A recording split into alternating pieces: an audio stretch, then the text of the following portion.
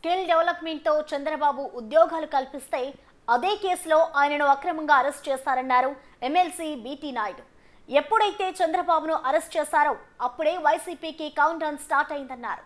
రాయలసీమలో పులివెందులతో సహా అనేక సీట్లలో టీడీపీదే గెలుపు అంటున్న బీటీ నాయుడుతో మా ప్రతినిధి శ్రీరామ్ ఫేస్ టు ఫేస్.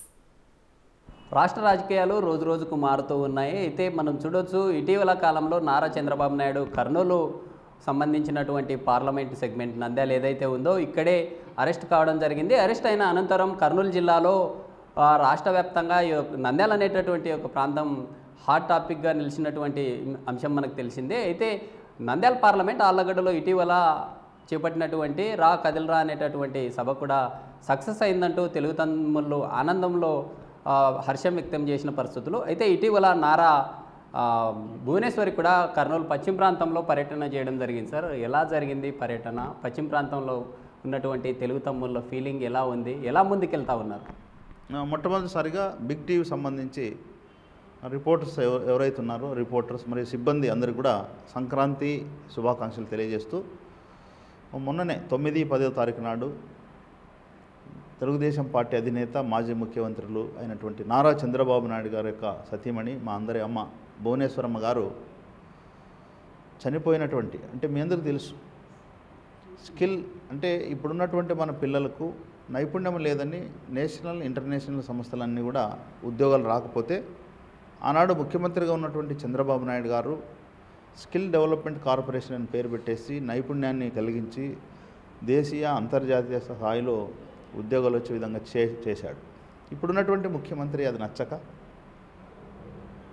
అక్రమంగా, సహజంగా ఎఫ్ఐఆర్ అయిన తర్వాతనే అరెస్ట్ చేస్తారు. కానీ చంద్రబాబు నాయుడు సార్ను 37 ముద్దాయిగా జాయిన్ చేసి ఆ రోజు అరెస్ట్ చేశారు. దీన్ని తట్టుకోలేక చాలామంది గుండె ఆగి చనిపోయారు. వాళ్ళని పరామర్శించడానికి, ఓదార్చడానికి, వాళ్ళ కుటుంబాలకు భరోసాగా నేనున్నా అనడానికి ఈ రాష్ట్రాన్ని 3 సార్లు ముఖ్యమంత్రిగా పనిచేసినటువంటి చంద్రబాబు నాయుడు గారు ఉన్న టైంలో కూడా భువనేశ్వరం ఎప్పుడు బయటకు రాలేదు. మరి ఈరోజు ఆగిపోయిన గుండెల్ని ఓదార్చడానికి 9-10 2 రోజులు కర్నూలు జిల్లాలోని మొత్తం 4 ప్రాంతాలు సెలెక్ట్ చేశాం.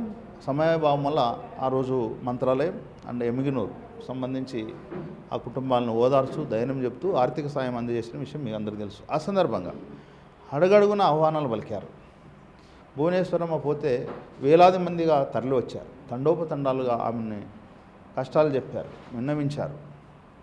సో ఈ విధంగా మొత్తం భువనేశ్వరం గారి కార్యక్రమం దిగ్విజయమైందని నేను మీ ద్వారా తెలియజేస్తాను. ఏంటి సార్, ఏమంటారు? అంటే అనేటటువంటిది దేశవ్యాప్తంగా ఒక సంచలన వార్తల్లో నిలిచిన ప్రదేశము.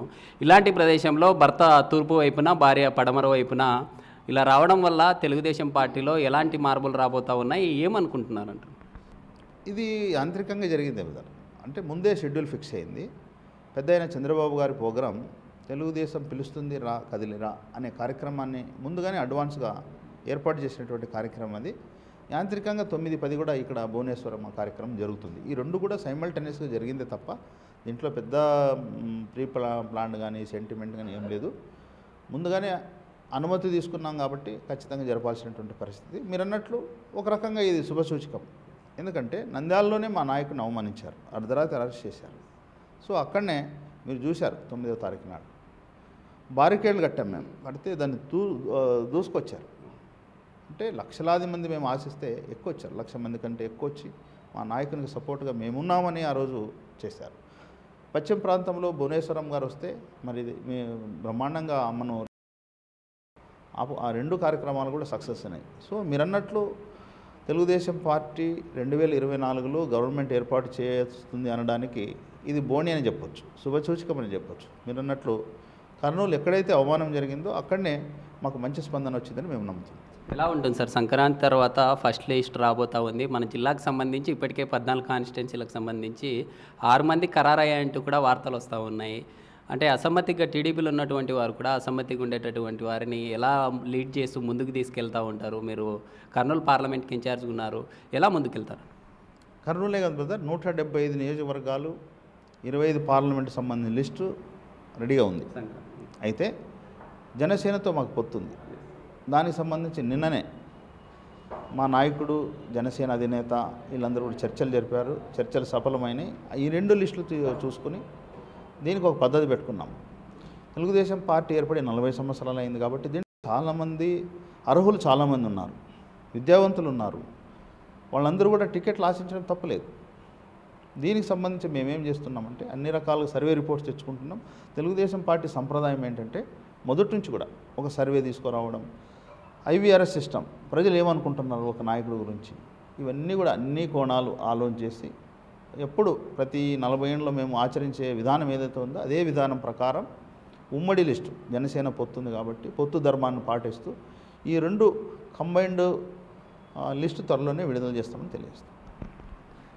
ఇది ఓవరాల్గా స్టేట్లో ఏదైతే వైసీపీ ప్రభుత్వ పాలన ఉందో ప్రభుత్వ పాలన అరాచకంగా పాలన కొనసాగిస్తూ ఉన్నారు. రానున్న రోజుల్లో కూడా ఇటు రాష్ట్ర వ్యాప్తంగా 175 స్థానాల్లో తెలుగుదేశం పార్టీ జెండా కైవసం చేసుకుంటుందని కూడా తెలుపుతున్న పరిస్థితులు. కర్నూలు జిల్లాలో ఉన్నటువంటి 14 స్థానాలు ఏవైతే ఉన్నాయో స్థానాలను కూడా కైవసం చేసుకుంటాం, రానున్న రోజుల్లో ప్రభుత్వానికి బుద్ధి చెప్పే విధంగా అని చెప్పి తెలుపుతున్న పరిస్థితి. వీడియో జర్నలిస్ట్ సురేష్తో శ్రీరామ్, బిగ్ టీవీ, కర్నూలు.